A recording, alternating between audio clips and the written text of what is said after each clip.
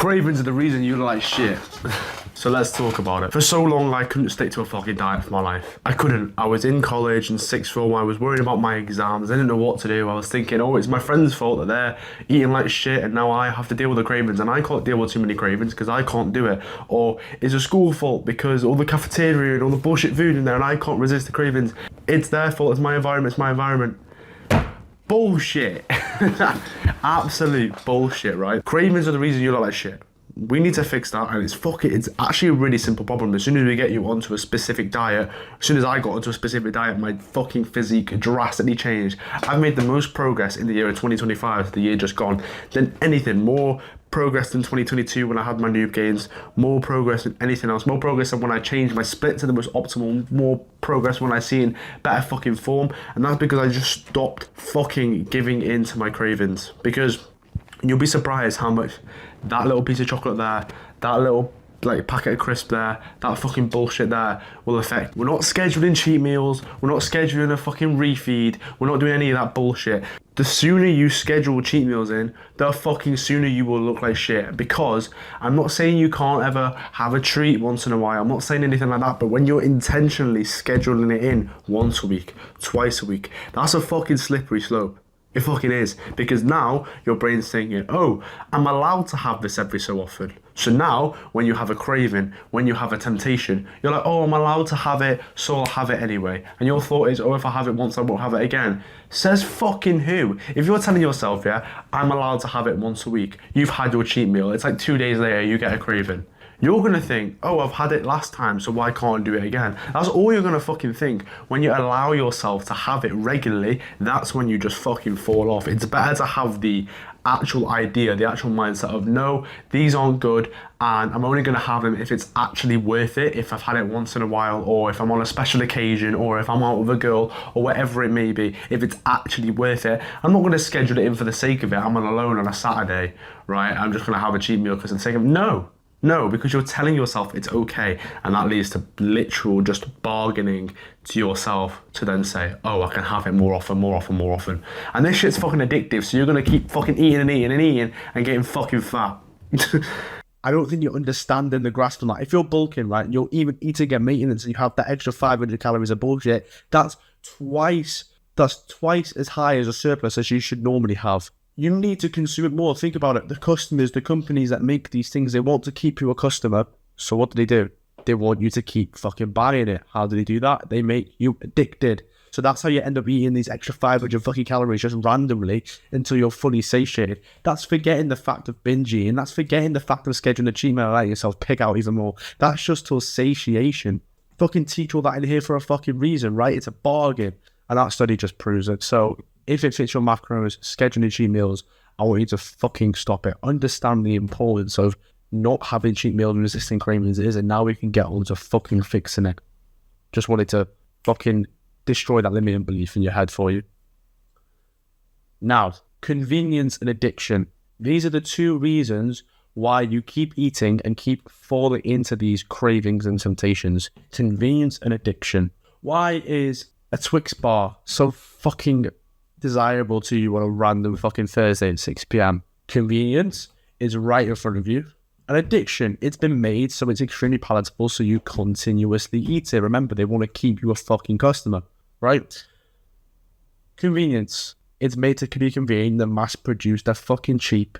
And think about it, you never get a craving for a Twix bar sat in your fucking room with that one in front of you.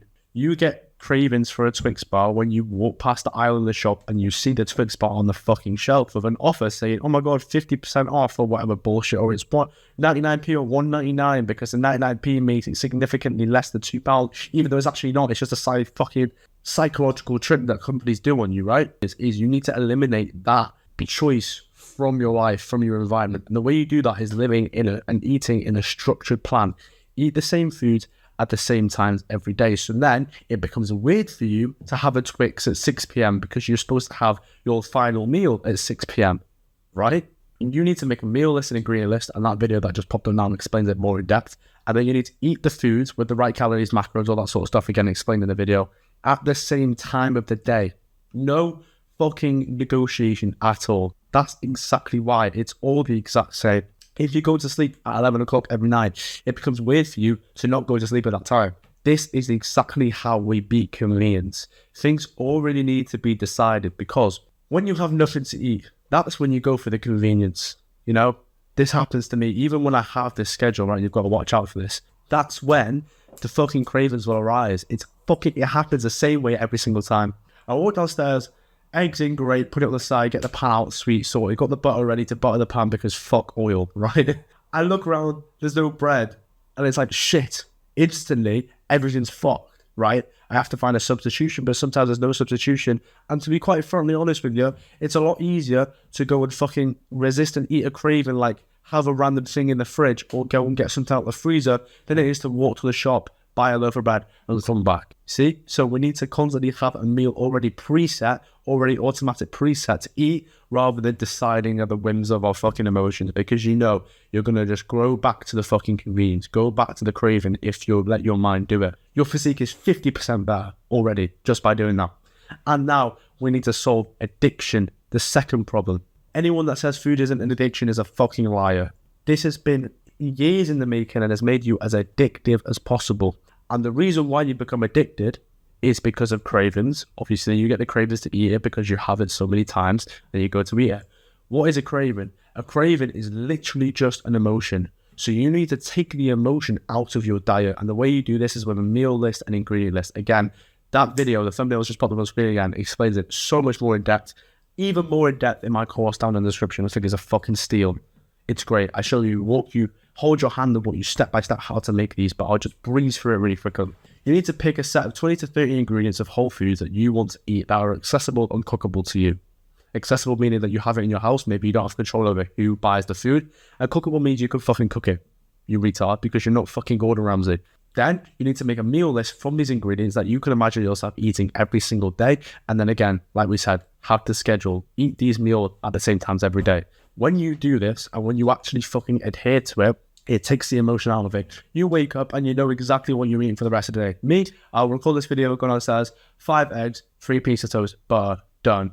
Then I know at 2 p.m. I'm having 200 grams of chicken and half a cup of white or brown rice, depends on which one's in the fucking cupboard. Again, because I don't know which one's accessible to me. And finally, at 7 p.m, I'll have 800 grams of spaghetti bolognese. That's me done for the day. That gets my calories, macros, everything perfect. I know exactly what I'm eating today, tomorrow, every single day, because I eat the same things at the same time every single day. I made a video recently about training is important and the diet doesn't matter. It's not true. The diet does matter, but the training is more important. But the diet feeds into having a good training session by resisting these fucking cravings. And then finally, I want to give you specific tactics, because even if you have the fucking meal list, ingredient list, the fucking schedule, you eat at the same time every single day, and you're perfect and very consistent, things are going to happen. Like I just said to you before, I walk down the stairs, if there's no bread, I go through this fucking mental turmoil myself. I get tempted to reach for the fucking freezer item, or reach for the Twix bar, or reach for the Cadbury buttons, right? It's still going to happen. You have to understand that cravings don't just fucking go away. They're always going to be here, and you need to deal with them. And this is exactly how I deal with them, with these specific tactics. First of all, you need to set the intention and have the belief that cravings are bad. That's why I fucking rammed it into your brain before about how cheat meals are bad, you shouldn't schedule them, ultra-processed food is terrible for you. I tried to get that into your brain and break your limiting belief, because you're not going to resist the cravings unless you think that way. If you think cravings are okay every now and then, even though in reality on paper that's true, if you have that thought of cravings are good every now and then, you're then going to think when it comes up to a craving and think, you know what, it's okay every now and then, I'll eat it. An hour later, it's okay every now and then, I'll eat it. An hour later, it's okay every now and then, I'll eat it. And then in the space of 3 hours, you've had 1,000 calories worth of cravings, and it's not every now and then, is it? It's 3 times a fucking day, every single day. You need to have the actual belief and intention that this shit is bad, and the cravings are bad, they're going to keep on coming, and you've got to fight them off. Second, when I see a craving in my environment, I have to physically walk away. There's no relying on my brain and my willpower to say, no, I'm not having you, and I'm staying there, and it's fucking in front of me. I'm like looking at it, being like, yeah, I'm not having you, not having you. That won't fucking work, because your brain will not be able to resist that. Again, it's been made addictive, and you've been having it for fucking years. It's a habit. But you sitting there in front of it and exposing yourself to this bullshit isn't going to help. So what I do is I literally command my legs to walk away. This is what I do if I want to approach anyone, like a girl or whatever. This is what I do when I want to do something that I don't want to do. So having discipline to maybe go to the gym, or even if I want to resist a craving, I have to command my legs. My brain won't want to do it, so I have to force myself to move against its will. So I'll stand up. Let's say the craving is there. Right, the craving is there. Right legs. Walk this way. But I have to force myself to walk that way without thinking about anything else, without thinking, oh, the craving, I just walk away. And when you remove yourself from the environment forcefully, you will then feel the craving go away because it's not in front of you. Again, convenience.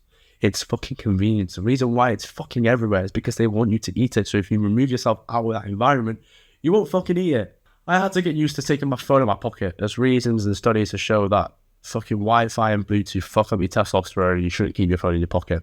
And it's kind of the same thing. You have to almost keep doing it and keep doing it until it becomes a habit. And finally, your environment. Like I said, the reason why this walk away thing works is because your environment, the convenience in your environment will cause you to give in to your cravings. I'll give you a story. I've worked at my most two recent jobs, right?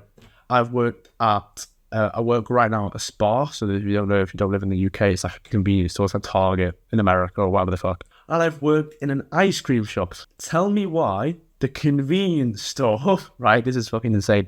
The convenience store has had me have worse cravings and given to more cravings than working at a fucking ice cream shop that sells cakes, crepes, which are just pancakes for posh people, by the way, waffles, cookie dough, all the fucking sauces you can imagine, tons of ice cream toppings, everything.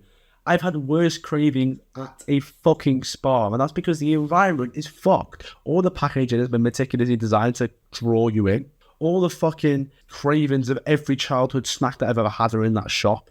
Everything's fucking cheap.